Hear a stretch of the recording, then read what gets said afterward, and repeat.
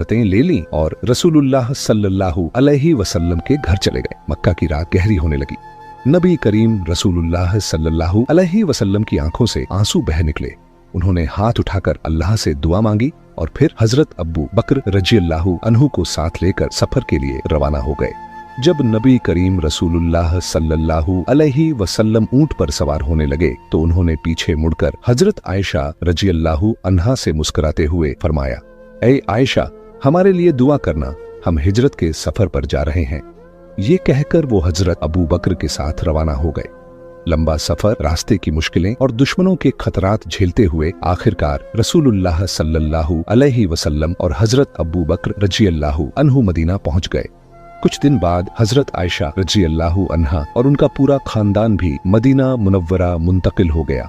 वक्त गुजरता रहा। एक दिन हजरत जिब्राइल अलैहिस्सलाम रसूलुल्लाह सल्लल्लाहु अलैहि वसल्लम के पास आए और फरमाया, ऐ अल्लाह के रसूल, आयशा आपकी अहलिया हैं, उन्हें इज्जत के साथ अपने घर ले आइए। ये कहकर जिब्राइल अलैहिस्सलाम चले गए। अगले ही दिन हजरत अबू बकर रज़ियल्लाहु अन्हु खुद नबी करीम रसूलुल्लाह सल्लल्लाहु अलैहि वसल्लम के पास आए और कहा, ऐ अल्लाह के रसूल, आप अपनी अहलिया को घर क्यों नहीं ला रहे? नबी करीम रसूलुल्लाह सल्लल्लाहु अलैहि वसल्लम ने हल्की सी झिझक के साथ फरमाया, अबू बकर, मैं सोच रहा हूँ कि मेरे पास अभी पूरा मेहर मौजूद नहीं। ये सुनकर हजरत अबू बकर रज़ियल्लाहु अन्हु ने इजाजत ली और घर की तरफ चले गए। रास्ते में वो सोचते रहे कि मेरी बेटी नबी करीम रसूलुल्लाह सल्लल्लाहु अलैहि वसल्लम की अमानत है और मेहर की जिम्मेदारी भी मेरी है। वो सोचने लगे कि अगर अभी नबी करीम रसूलुल्लाह सल्लल्लाहु अलैहि वसल्लम को खुश कर दिया तो ये कितना अजीम काम होगा। ये सोचकर वो घर से 400 दिरहम लेकर नबी करीम रसूलुल्लाह सल्लल्लाहु अलैहि वसल्लम के पास आए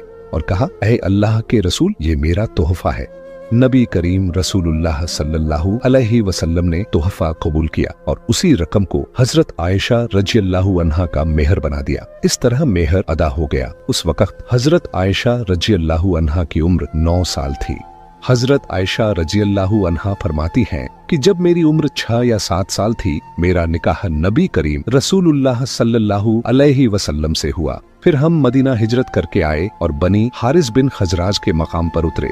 उसके बाद मुझे शदीद बुखार हुआ, जिससे मेरे सर के बाल झड़ गए और वो कानों तक रह गए। एक दिन मैं अपनी सहेलियों के साथ झूले में खेल रही थी। मेरी वालिदा उम्मे रुमान मेरे पास आईं और जोर से आवाज दी। मैं उनके पास चली गई, हालांकि मुझे मालूम न था कि वो क्यों बुला रही हैं। उन्होंने मेरा हाथ पकड़कर एक मकान के दरवाजे पर खड़ा किया।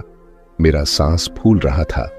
जब सांस बहाल हुआ तो उन्होंने पानी लेकर मेरे चेहरे और